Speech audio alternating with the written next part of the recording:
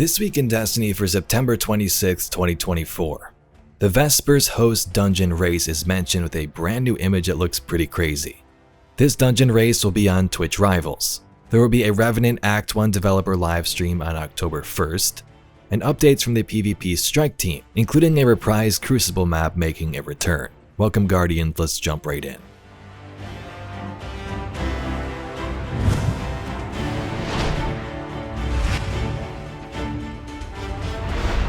Let's first begin by talking about the new dungeon. Previously last week, Bungie announced this dungeon was coming out on that date, and we do know that the Icebreaker is a reward for said dungeon. They say Vesper's Host, the new dungeon coming with Revenant, will be released on Friday, October 11th.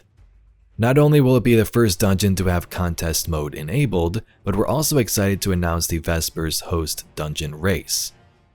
As they've done with raids in the past, they're inviting the top fire teams in the world to compete for glory and prizes in a race to the finish line. It's going to be a bit different compared to a raid.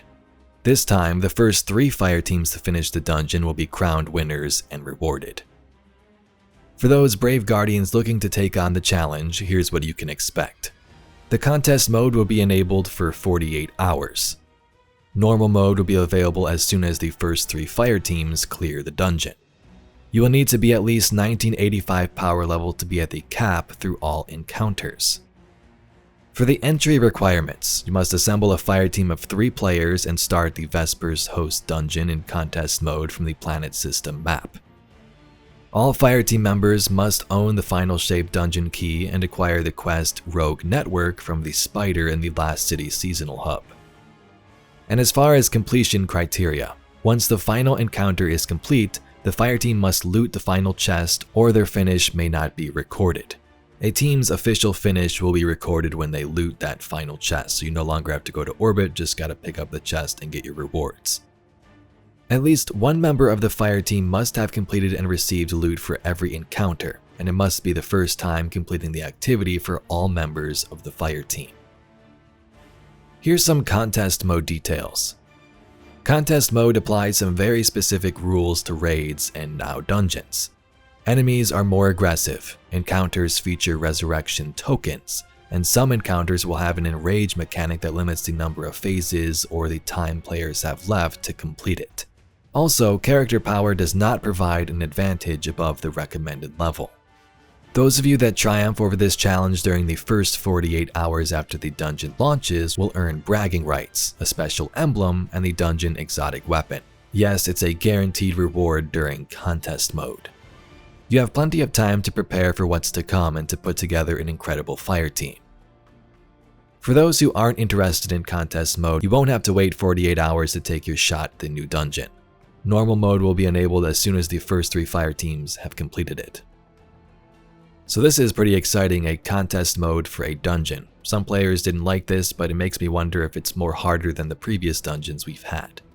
If you complete it in contest mode, you will be guaranteed that exotic. Now we know Icebreaker is coming from this dungeon, so I'm assuming that's going to be the exotic, unless multiple drop somehow. Now the name for this dungeon is intriguing, Vesper's Host. Searching Vesper on Ishtar didn't really give me any answers. There's a lore entry for Vesper of Radius, but it doesn't mention Vesper at all. The final shape had Spirit of Vesper, where rifts periodically release arc shockwaves, but beyond that, that's pretty much it. The image though has a haunting-like font for Vesper's Host and seems to have Vex technology in the background. This looks Vex to me at least. Let me know your thoughts on where this may be. As mentioned, we do know the quest for it is called Rogue Network and we get it from the Spider. So this could also be Fallen themed given the episode is revolving around Fikrul and his new dark army. You can also follow the dungeon race on Twitch Rivals. To celebrate the occasion, Bungie is partnering with Twitch Rivals to broadcast some of these streamers participating in the race. If you are a creator looking to be a part of the event, you can sign up. The signups begin today and will be open until October 4th. For those watching, if you watch at least 2 hours of any of these streams, you'll be able to get this emblem from Twitch Drops, the effortless flow. If you subscribe to your favorite Destiny 2 streamer, you can also get broadcasting from the Dark emblem. Destiny 2 Revenant is launching on October 8th, and they're excited to give us a closer look at everything they've been working on.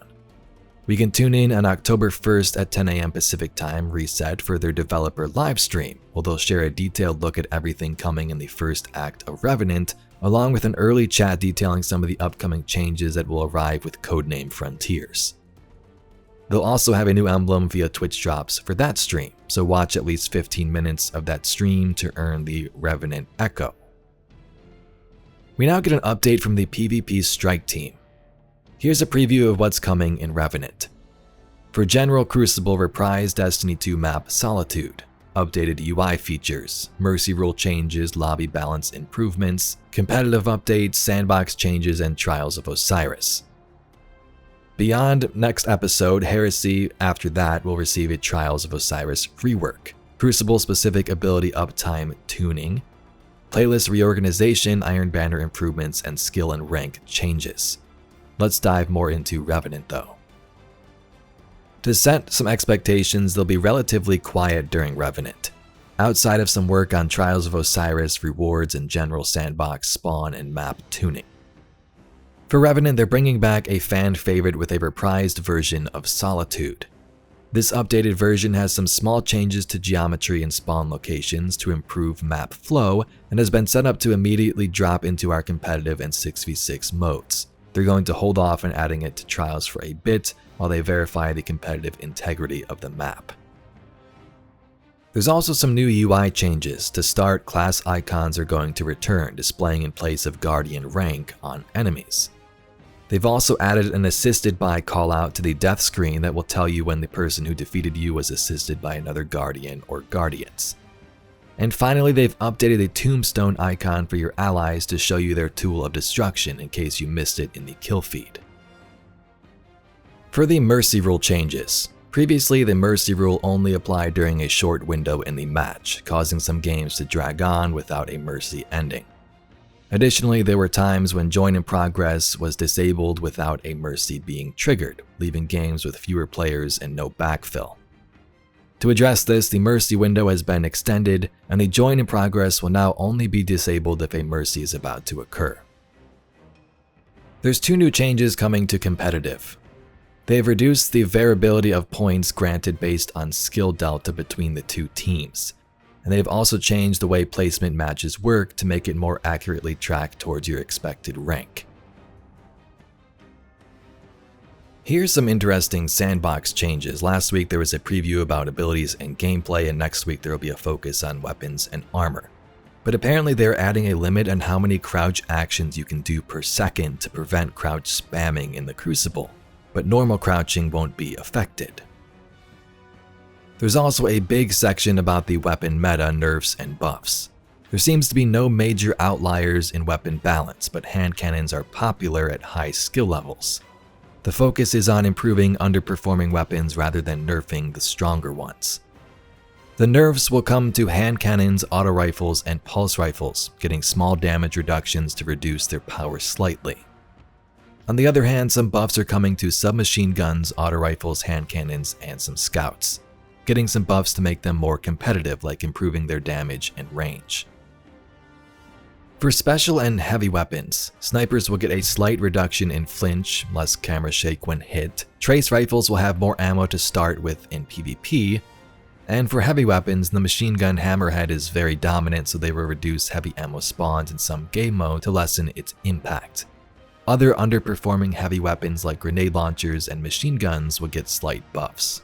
As always, they go way more in depth with some data points, but this is just a basic overview. Here's a simple breakdown for the changes planned for Trials in episode Revenant. Trials maps will feature a rotation of maps like Dissonance, Javelin 4, and Rusted Lands. They want feedback on which maps players prefer. They are adding new rewards and improving existing ones. For example, they're introducing yesterday's question and tomorrow's answer. Heavy burst pulse rifles and aggressive scouts are getting small damage increases to improve performance. The weekly weapon drop system is also being updated, giving players a 50% chance to get the featured weapon but still offering other rewards. And there's a new feature called Class-Based Trials Labs. This new mode will limit teams to one of each class, a Titan, Hunter, or Warlock per team. This will run twice in the season and feedback is encouraged. Bungie is testing out things like increasing the cap of Osirian ciphers and making it easier for duos to match with trios. They're planning a big rework for Trials, adding new armor, a ship, sparrow, ghost, and an emblem for players to earn. And they want to make Trials more rewarding, even for players who don't go flawless, and attract more players by making it feel less high stakes. And this is happening in Heresy. I think I said Revenant a little bit ago.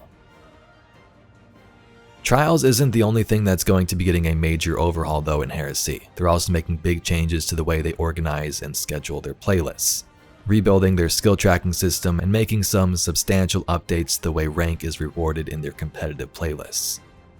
There will be some playlist reorganization and introductions to a new Iron Banner type mode, a relaxed version of Iron Banner featuring casual modes like Fortress Eruption and an improved Tribute mode.